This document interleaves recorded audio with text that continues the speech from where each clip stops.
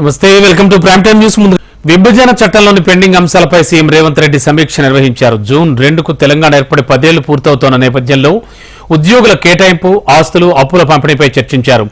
Pending అంశాలపై నివేదిక రూపొందించాలని అధికారులను ఆదేశించారు సీఎం.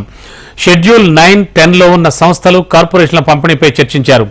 విద్యుత్ సంస్థల బకాయిలు ఇంకా తేలాల్సి ఉందని అధికారులు సీఎంకు తెలిపినట్లుగా తెలుస్తోంది. ఈ సందర్భంగా ఇంతవరకు చేసిన ప్రయత్నాలను అధికారులను అడిగి తెలుసుకున్నారు. 2 రాష్ట్రాల మధ్య ఉద్యోగుల బదిలీల అంశం పూర్తి చేయాలన్నారు సీఎం. సయోధ్యకుతున్న వాటిని పరిష్కరించుకోవాలని అధికారులకు సూచించారు. పీఠముడి అంశాలపై తదుపరి కార్యాచరణ చేపట్టాలని ఆదేశించారు సీఎం రేవంత్ రెడ్డి. అలాగే ఈ నెల 18న తెలంగాణ కేబినెట్ సమావేశం నిర్వహించనున్నారు సీఎం రేవంత్ రెడ్డి. విభజన అంశాలు, ఏపీతో పీఠముడి ఉన్న అంశాలతో పాటు రైతు రుణమాఫీ, ధాన్యం కొనుగోళ్లు, ఖరీఫ్ పంటలపై పలు నిర్ణయాలు తీసుకోనున్నారు. కాంగ్రెస్ ప్రభుత్వ రైతాంగ వ్యతిరేక చర్యలకు నిరసనగా రేపు రాష్ట్ర వ్యాప్త నిరసనకు పిలుపునిచ్చారు మాజీ సీఎం, బీఆర్ఎస్ అధినేత కేసీఆర్.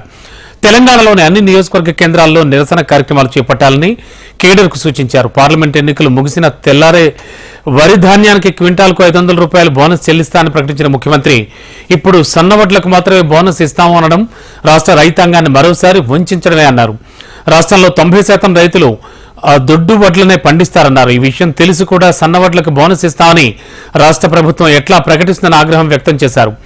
ఇక ఓట్లు డబ్బాలో పడగానే కాంగ్రెస్ వాళ్లకు రైతుల అవసరం తీరిందని దుయ్యబట్టారు. అందుకే నాలిక మడతేసి ఎప్పటి మాదిరిగానే నయవంచనకు పూనుకున్నారని సర్కార్పై నిప్పులు చెరిగారు. ఇదే మాట ఎన్నికలకు ముందు కనుక చెప్పి ఉంటే కాంగ్రెస్ పార్టీ రైతులు తుక్కు చేసేవాళ్లన్నారు. బీఆర్ఎస్ పార్టీ కార్యకర్తలు రైతుల పక్షాన నిలబడి కొట్లాడాలని పిలుపునిచ్చారు. ఇప్పటికీ కొనుగోలు కేంద్రాల్లో వడ్లను కొనడానికి నిర్లక్ష్యం వహిస్తూ రైతులను కాంగ్రెస్ ప్రభుత్వం ఏడిపిస్తూ గోస పుచ్చుకుంటోందని ఆవేదన వ్యక్తం చేశారు. రాష్ట్ర రైతాంగానికి భరోసా కల్పించే దిశగా నిరసన కార్యక్రమాలతో పాటు ప్రతిరోజు వడ్ల కళ్లాల కాడికి బీఆర్ఎస్ శ్రేణులు పోవాలని పిలుపునిచ్చారు గులాబీ బాస్. ఇక ఏపీలో జరుగుతున్న హింసపై కేంద్ర ఎన్నికల సంఘం ఆగ్రహం వ్యక్తం చేసింది. ఘటనలపై AP CS Jawahar Reddy, DGP Harish Kumar గుప్తాలకు ఈసీ సమన్లు జారీ చేసింది. రేపు ఢిల్లీకి వచ్చి వివరణ ఇవ్వాలంటూ ఆదేశించింది. హింసాత్మక ఘటనలపై వివరణ ఇవ్వాలని ఆదేశించింది. మాచర్ల, తాడిపత్రి, చంద్రగిరి, నరసరావుపేట ఘటనలపై ఈసీ సీరియస్ గా ఉన్నట్లు సమాచారం. ఆంధ్రప్రదేశ్లో 81.86% పోలింగ్ నమోదైందని సీఈఓ ముఖేష్ కుమార్ మీనా వెల్లడించారు. జిల్లాల వారీగా అత్యధికంగా ప్రకాశంలో, అత్యల్పంగా విశాఖలో ఓట్లు పోలయ్యాయని తెలిపారు. ఇక అసెంబ్లీ నియోజకవర్గాల వారీగా చూసుకుంటే దర్శిలో అత్యధికంగా, తిరుపతిలో అత్యల్పంగా పోలింగ్ నమోదైనట్లు స్పష్టం చేశారు. 80.66% final voting percent EVM fold oats. 2014 లో మనకు పర్సెంటేజ్ గా 78.41%, 2019 లో 79.77%. సో ఈసారి ఆల్మోస్ట్ 1% ఈవీఎం లోనే ఇంక్రీజ్ అయింది. తర్వాత మేల్ మెంబర్స్ 1,64,00,000 ఫర్దర్ డిజిట్ మీకు నోట్లో ఇస్తాను. And female voters 1,69,00,000. Other categories lo 1,517. So this is the total number of voters. Yeah. Now దాంట్లో కూడా మనం చూస్తే అసెంబ్లీ కాన్స్టిట్యున్సీకి వస్తే దర్శి హైయెస్ట్ పోలింగ్ జరిగింది 90.91%. పార్లమెంటరీ కాన్స్టిట్యున్సీలో ఒంగోలు హైయెస్ట్ ఓటింగ్ జరిగింది 87.06. అసెంబ్లీలో లోయెస్ట్ తిరుపతి 63.32. లాస్ట్ టైం 2019 లో తిరుపతిలో 65.9 ఉంది. సో కొద్దిగా అక్కడ తగ్గింది. Most probably what we presume is the reason that మనం బోగస్ ఓట్ని కొద్దిగా కంట్రోల్ చేయగలేము కాబట్టి అక్కడ కొద్దిగా తగ్గింది. లోయెస్ట్ పార్లమెంటరీ కాన్స్టిట్యున్సీకి వస్తే వైజాగ్ 71.11%. బట్ ఇది ఒక మంచి న్యూస్. అంటే లాస్ట్ టైం వైజాగ్ లోనే ఓన్లీ 67% ఓట్ ఉండేది. ఈసారి 71% వచ్చింది. దాట్ మీన్స్ ఆల్మోస్ట్ 4%, 3.8% ఇంక్రీజ్ అయింది. దాట్ ఈస్ అర్బన్ ఏరియాలో కొద్దిగా పెరిగింది. That's a very good sign. ఏపీలో హింసాత్మక ఘటనలపై ఈసీ సీరియస్ గా ఉందని సీఈఓ ముఖేష్ కుమార్ మీనా తెలిపారు. పోలింగ్ తర్వాత జరిగిన హింసలో పాల్గొన్న వారిని అరెస్ట్ చేసినట్లుగా సీఈఓ వెల్లడించారు. ఈవీఎంలను ధ్వంసం చేసిన వారిని గుర్తించి జైల్లో పెట్టాలని ఈసీ సూచించిందన్నారు.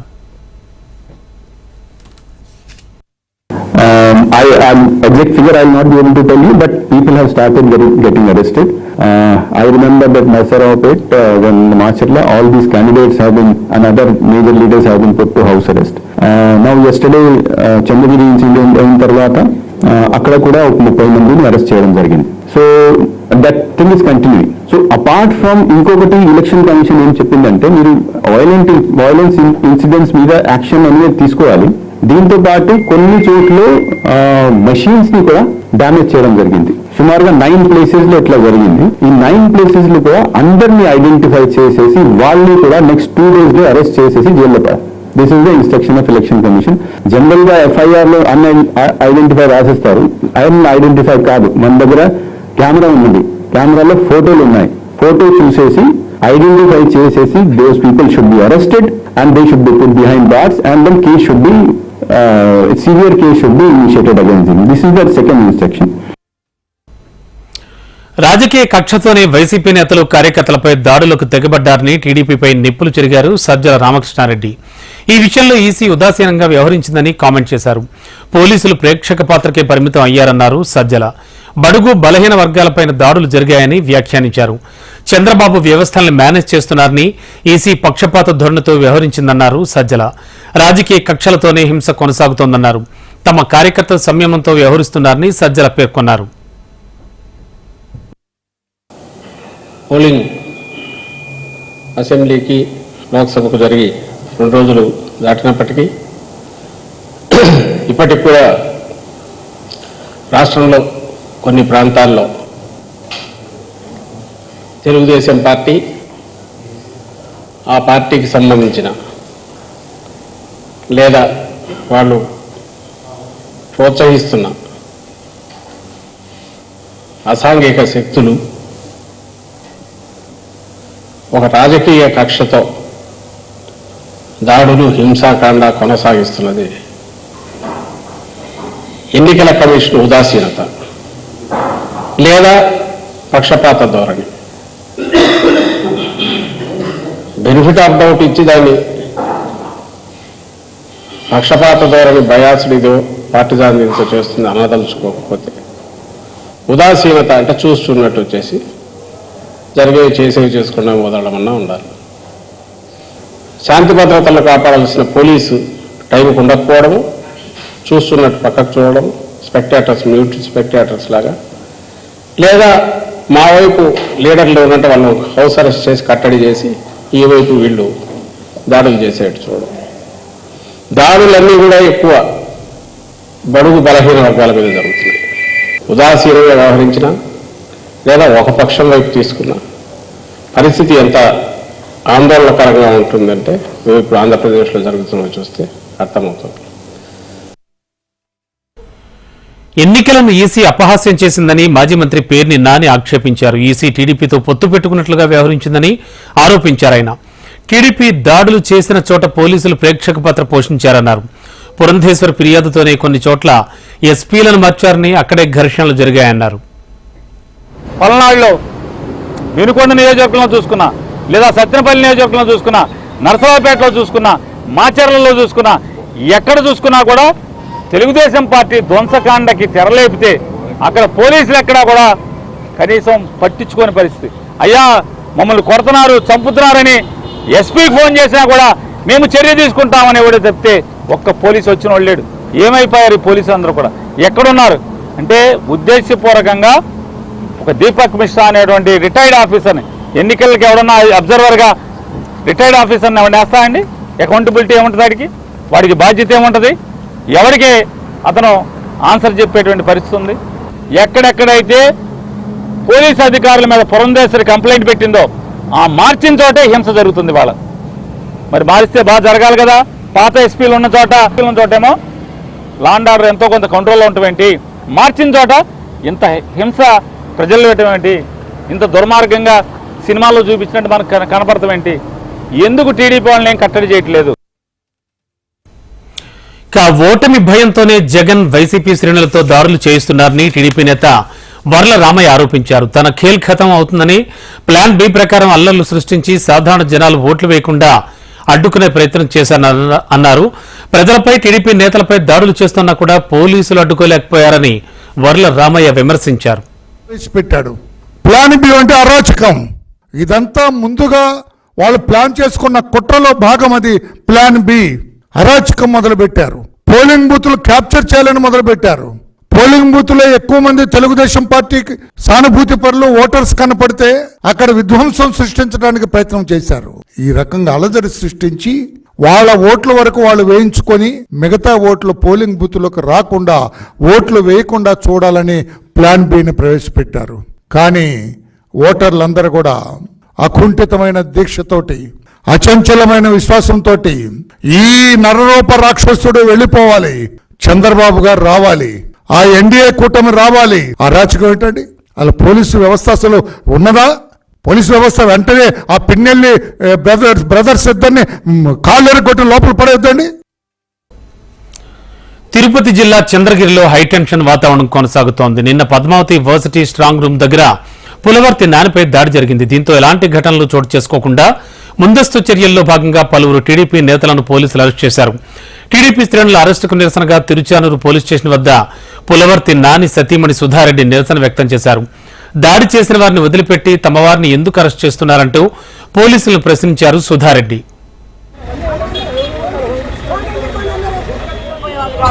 అశోక్ రాజు, శ్రీశంకర్ రాజు, సుధా యాదవ్, అశోక్ రెడ్డి తీసుకోండి.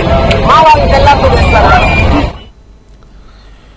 ఇదిలా ఉంటే తిరుపతి స్విమ్స్ హాస్పిటల్ నుంచి టీడీపీ ఎమ్మెల్యే అభ్యర్థి పులవర్తి నాని డిశ్చార్జ్ అయ్యారు. అనంతరం నేరుగా చంద్రగిరిలోని తన గన్మెన్ ధరణి ఇంటికి వెళ్లి ఆయన్ను పరామర్శించారు. ధరణి ఆరోగ్య పరిస్థితిని అడిగి తెలుసుకున్నారు. కుటుంబ సభ్యులకు అండగా ఉంటానని హామీ ఇచ్చారు. గన్మెన్, ప్రైవేట్ సెక్యూరిటీ లేకపోయింటే తాను ప్రాణాలతో ఉండేవాడిని కాదన్నారు పులవర్తి నాని. వాళ్లు చూపిన ధైర్య సాహసాలు అభినందనీయమంటూ కొనియాడారు.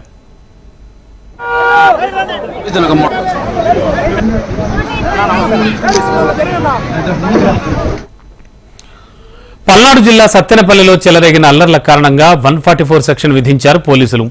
దుకాణాలు మూసివేయాలని విజ్ఞప్తి చేశారు. నలుగురు లేదా అంతకంటే ఎక్కువ మంది సమావేశం కాకూడదంటూ హెచ్చరికలు జారీ చేశారు. పోలీసుల వినతితో వ్యాపారులు స్వచ్ఛందంగా షాపులు మూసివేశారు. సత్తెనపల్లి పట్టణ ప్రజలు పోలీసు వారి విజ్ఞప్తి, పల్నాడు జిల్లా మొత్తం 144 సెక్షన్ అమల్లో ఉంది. ప్రతి ఒక్కరూ స్వచ్ఛందంగా పోలీసు వారికి సహకరించి షాపులు క్లోజ్ చేయాలి. మరోవైపు జిల్లాలోని నరసరావుపేటలో కాసు మహేష్ రెడ్డి, గోపిరెడ్డి శ్రీనివాసరెడ్డి, చెదలవాడ అరవింద్ను హౌస్ అరెస్ట్ చేశారు పోలీసులు. ఎన్నికల రోజు ఘర్షణలో పాల్గొని దాడులకు పాల్పడ్డ 62 మందిని అదుపులోకి తీసుకున్నారు. తెలంగాణలో ప్రత్యామ్నాయ శక్తిగా బీజేపీ అవతరించనుందని కిషన్ రెడ్డి తెలిపారు. తెలంగాణలో డబుల్ డిజిట్ సీట్లను సాధిస్తామని ఆశాభావం వ్యక్తం చేశారు. గ్రామీణ ప్రాంతాల్లోని ప్రజలు సైతం బీజేపీకి బ్రహ్మరథం పట్టారన్నారు. రిజర్వేషన్లపై రేవంత్, బీఆర్ఎస్ చేసిన కుట్రలను ప్రజలు విశ్వసించలేదన్నారు. రిజర్వేషన్లు తీసేసే శక్తి దేశంలో ఎవరికీ లేదని కిషన్ రెడ్డి స్పష్టం చేశారు. ఇన్నాళ్ళు బీజేపీ లేనటువంటి గ్రామాల్లో కూడా, బలంగా లేనటువంటి గ్రామాల్లో కూడా ఓటింగ్ శాతం మోడీ గారికి అనుకూలంగా, బీజేపీకి అనుకూలంగా చాలా స్పష్టంగా కనిపిస్తుంది. ఈ దేశంలో రిజర్వేషన్స్ ఎత్తేసేటువంటి శక్తి ఎవరికీ లేదు. ప్రధానమంత్రి గారు ఒక మాట ముందుకెళ్ళన్నారు. డాక్టర్ బాబాసాహెబ్ అంబేద్కర్ గారు అనుకున్నా కూడా రిజర్వేషన్ ఎత్తేయలేరు. అటువంటి విధంగా ఈ రోజు పటిష్టంగా ఈ దేశంలో రిజర్వేషన్స్ అమలు జరుగుతా ఉన్నాయి. నా కంఠంలో ప్రాణం ఉండగా రిజర్వేషన్స్ నిర్వీర్యత కానివ్వను.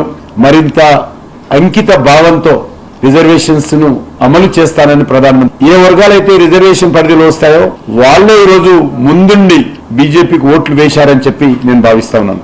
ఒక నిశ్శబ్ద విప్లవం తెలంగాణలో అన్ని ప్రాంతాల్లో కనిపించింది. మేము డబుల్ డిజిట్ సీట్స్ తప్పకుండా సాధిస్తామని అప్పుడు చెప్పాము, ఇప్పుడు కూడా చెప్తా ఉన్నాను. తడిసిన ధాన్యం కొనుగోలు చేయకుంటే రైతుల పక్షాన రోడ్డెక్కుతామని BRS working president KTR warning ఇచ్చారు. రైతన్నలను ప్రభుత్వం ఆదుకోవడంలో విఫలమైందని ఆరోపించారు. నల్గొండ, వరంగల్, ఖమ్మం గ్రాడ్యుయేషన్ ఎమ్మెల్సీని 4 సార్లు బీఆర్ఎస్ గెలిచిందని తెలిపారు. విద్యావంతులు మరోసారి బీఆర్ఎస్ ను గెలిపించాలని పిలుపునిచ్చారు. కాంగ్రెస్ మోసపూరిత హామీలను యువత గమనించాలని కోరారు. నల్గొండ, వరంగల్, ఖమ్మం ఎమ్మెల్సీ ఎన్నికపై కేటీఆర్ సమీక్ష జరిపారు.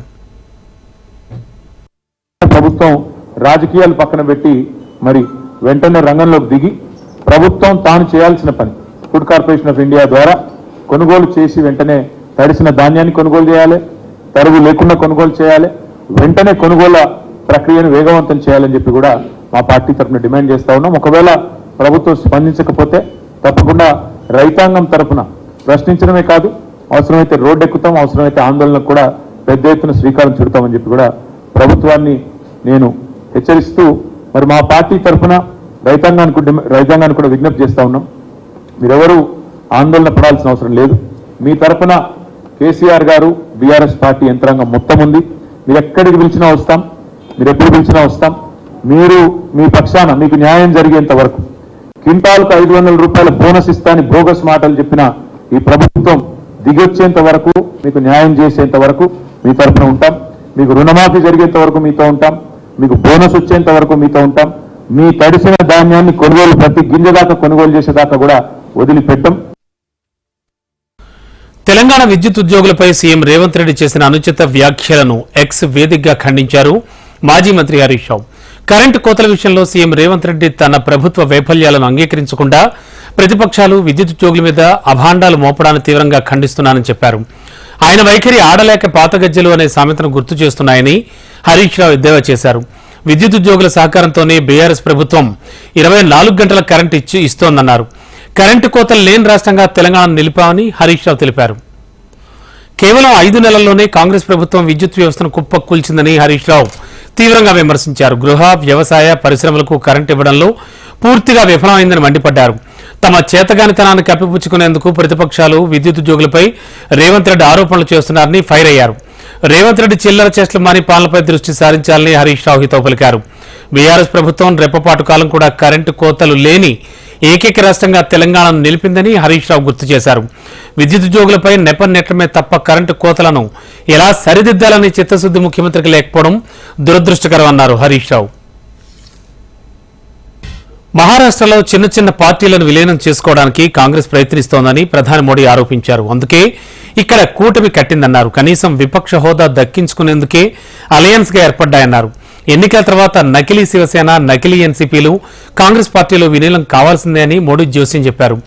లోక్సభ ఎన్నికల నేపథ్యంలో మోడీ మహారాష్ట్రలో పర్యటించారు.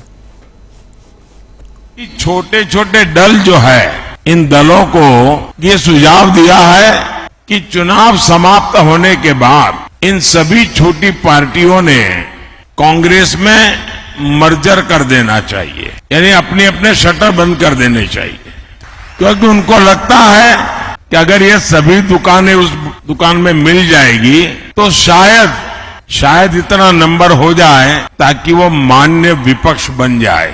ये हाल है इनका. ये नकली शिवसेना, नकली राष्ट्रवादी पार्टी, इसका कांग्रेस में विलय होना पक्का है. దేశ ప్రధానిగా మోడీ 2029 వరకు ఉంటారని కేంద్ర హోంమంత్రి అమిత్ షా తెలిపారు. ఆ తర్వాత కూడా ఆయన తమను నడిపిస్తారని చెప్పారు. మైనార్టీ ఓటు బ్యాంకుకు భయపడి ఇండియా కూటమి రామమందిర ప్రాణ ప్రతిష్ఠ వేడుకను బహిష్కరించిందని అమిత్ షా ఆరోపించారు. अगर हमारा उद्देश्य आरक्षण हटाना होता तो 10 साल से हमारे पास बहुमत था. इस देश की जनता ने ही दिया था, हमने तो वो नहीं किया. और जहां तक मुसलमानों के आरक्षण का सवाल है, मैं आज भी फर्म हूं कि धर्म के आधार पर इस देश में आरक्षण नहीं होना चाहिए. ये संविधान की स्कीम नहीं है, संविधान इससे सहमत नहीं है और भारतीय जनता पार्टी धर्म के आधार पर आरक्षण नहीं हो. वहां मिसमैनेजमेंट है, बैड गवर्नेंस है, वो उनका विषय है. परंतु पाक ऑक्यूपाई कश्मीर हमारा है, क्योंकि पूरे कश्मीर का मर्जर भारतीय संघ के साथ हुआ है. वो अधिकार को कैसे लेना वो भारत का सवाल है. वहां के मिसमैनेजमेंट. ఇండియా కూటమి అధికారంలోకి వస్తే జూలై 4న దేశవ్యాప్తంగా ప్రతి మహిళ అకౌంట్లో 8,500 రూపాయలు వేస్తామన్నారు కాంగ్రెస్ అగ్రనేత రాహుల్ గాంధీ. జూలై 4న అర్హులైన ప్రతి ఒక్కరూ తమ అకౌంట్ను చెక్ చేసుకోవచ్చని హామీ ఇచ్చారు. లోక్సభ ఎన్నికల నేపథ్యంలో రాహుల్ గాంధీ ఒడిశాలో పర్యటించారు.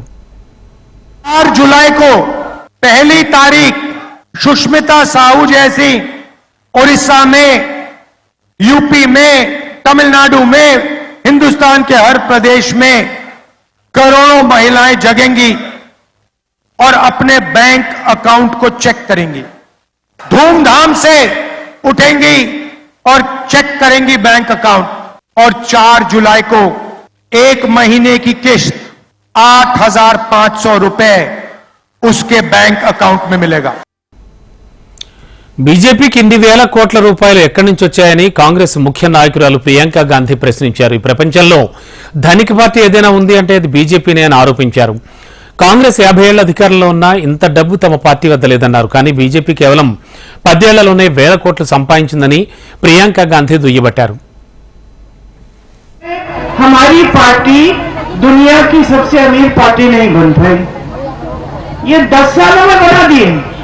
कहां से आए इतने पैसे? एक रिपोर्ट आई थी कि 7,000 करोड़ रुपए इन्होंने सिर्फ अपनी पार्टी पे खर्चे हैं। कहां से आए ये पैसे? किसके? సీఏఏ అమల్లోకి వచ్చిన తర్వాత తొలిసారి 14 మందికి భారత పౌరసత్వాన్ని ఇచ్చారు. శరణార్థులుగా వచ్చిన వారికి పౌరసత్వాన్ని కేంద్ర హోం కార్యదర్శి అజయ్ కుమార్ భల్లా అందజేశారు. భారత పౌరసత్వం కోసం వారు దరఖాస్తు చేసుకోగా వాళ్లు శరణార్థులుగా నిర్ధారించి ఆ మేరకు పౌరసత్వం ఇచ్చారు. పౌరసత్వం రావడం పట్ల వారు సంతోషం వ్యక్తం చేశారు. ఎన్నో అవమానాలు పడి భారత్కు వచ్చామని తెలిపారు. న్యూస్ క్లిక్ వ్యవస్థాపకుడు ప్రబీర్ పురాకాయన్ల అరెస్ట్ చెల్లదని, తక్షణం విడుదల చేయాలని సుప్రీంకోర్టు ఆదేశాలు జారీ చేసింది. పోర్టల్ నిర్వహణకు ఆయనకు విదేశీ నిధులు అందుతున్నాయంటూ ఉపాధి చట్టం కింద గతేడాది అక్టోబర్లో ప్రబీర్ను పోలీసులు అరెస్ట్ చేశారు. అయితే ఈ కేసులో సరైన ఆధారాలు చూపించడంలో పోలీసులు విఫలం కావడం వల్ల ప్రబీర్ వెంటనే విడుదల చేయాలని సుప్రీంకోర్టు ధర్మాసనం తాజాగా ఆదేశించింది. చైనా అనుకూల ప్రచారానికి న్యూస్ క్లిక్ నిధులు అందుతున్నాయన్నది గతేడాది న్యూయార్క్ టైమ్స్లో కథనం ప్రచురితమైంది. చైనా ప్రభుత్వానికి సన్నిహితంగా ఉండే America millionaire Neville Royce Singham నుంచి గ్లోబల్ నెట్వర్క్లో భాగంగా ఉన్న న్యూస్ క్లిక్ నిధులు పొందినట్లుగా ఆ కథనంలో పేర్కొంది. ఈ నేపథ్యంలో ఢిల్లీ పోలీసులు ఉపా చట్టం కింద కేసు నమోదు చేశారు. 2023 అక్టోబర్ 3వ తేదీన న్యూస్ క్లిక్ పోర్టల్లో పనిచేసే జర్నలిస్టుల ఇళ్లలో సోదాలు చేశారు. డిజిటల్ పరికరాలు, పలు డాక్యుమెంట్లను సీజ్ చేశారు. అదే రోజు ప్రబీర్ తో పాటు ఆయన సంస్థ హెచ్ఆర్ హెడ్ అమిత్ చక్రవర్తిని కూడా అరెస్ట్ చేశారు. స్లోవేకియా ప్రధానమంత్రి రాబర్ట్ ఫికోపై దాడి జరిగింది. పబ్లిక్ మీటింగ్ లో ఓ దుండగుడు తుపాకీతో కాల్పులు జరిపాడు. ఈ ఘటనలో సీఎం రాబర్ట్ కు బుల్లెట్ తగలడంతో రాబర్ట్ అక్కడికక్కడే కింద పడిపోయాడు. సెక్యూరిటీ సిబ్బంది హుటాహుటిన ఆయన్ను కారులో ఆసుపత్రికి తరలించారు. ప్రస్తుతం ఆయన పరిస్థితి విషమంగా ఉన్నట్లు తెలుస్తోంది. కాల్పులకు పాల్పడ్డ వ్యక్తిని పోలీసులు అరెస్ట్ చేశారు. దాడికి గల కారణాలపై ఆరా తీస్తున్నారు. తెలంగాణలో రానున్న 10 రోజుల పాటు సినిమా థియేటర్లు మొగ్గబోనున్నాయి. ఆక్యుపెన్సీ తక్కువగా ఉన్నందువల్ల రాబోయే 10 రోజుల పాటు సింగిల్ స్క్రీన్ థియేటర్లను మూసివేస్తున్నట్లు థియేటర్ల యాజమాన్యాల అసోసియేషన్ నిర్ణయం తీసుకుంది. శుక్రవారం నుంచి వరుసగా 10 రోజుల పాటు సింగిల్ స్క్రీన్ థియేటర్లు మూతపడనున్నాయి. ప్రస్తుతం చిన్న సినిమాలే తప్ప పెద్ద సినిమాలే రిలీజ్ కావడం లేదు. దీంతో టికెట్లు అమ్ముడుపోక నష్టాలు వస్తున్నాయన్నారు. సింగిల్ స్క్రీన్ థియేటర్ల రోజువారీ మెయింటెనెన్స్ 10 నుంచి 15 వేల వరకు ఉంటుందని, ఆ ఖర్చు కూడా భరించడం ఆర్థికంగా భారంగా మారిందంటున్నారు థియేటర్ల యజమానులు. నిర్మాతల ముందుకొచ్చి మెయింటెనెన్స్ భరిస్తామంటే థియేటర్లు ఓపెన్ చేస్తామని యాజమాన్యాల అసోసియేషన్ ప్రకటించింది. ఇక తెలంగాణకు వాతావరణ శాఖ గుడ్ న్యూస్ చెప్పింది. రాష్ట్రానికి ముందుగానే నైరుతి రుతుపవనాలు వస్తాయని వెల్లడించింది.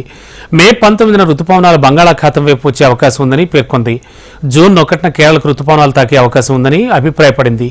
ఈ క్రమంలో రాష్ట్రానికి ఇవాళ నుంచి రాబోయే 3 రోజుల పాటు వర్ష సూచన ఉన్నట్లుగా వాతావరణ శాఖ స్పష్టం చేసింది.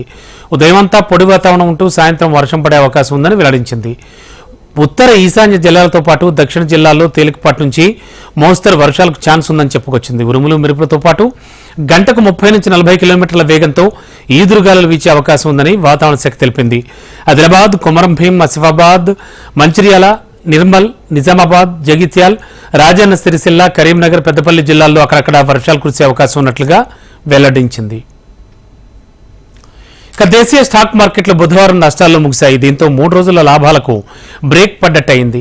హెచ్డిఎఫ్సి, టాటా మోటార్స్, రిలయన్స్ షేర్లు పతనం కాగా అదే బాటలో సూచీలో నష్టాల బారిన పడ్డాయి. క్రితం సెషన్తో పోలిస్తే సెన్సెక్స్ 73,200 పాయింట్ల వద్ద లాభాల్లో మొదలైంది. ఆ తర్వాత కొద్దిసేపటికి సెన్సెక్స్ పతనమైంది. ఏ దశలో కూడా సెన్సెక్స్ కోలుకోలేదు. చివరకు 117.58 పాయింట్ల నష్టంతో 72,987 వద్ద నిఫ్టీ ముగిసింది. ఇక నిఫ్టీ సైతం 17.30 పాయింట్లు కోల్పోయి 22,200 వద్ద ముగిసింది. ఇవి బులెటిన్ విశేషాలు. చూస్తూనే ఉండండి హెచ్ఎం టీవీ. వార్తాగదు, నిజం దాగదు.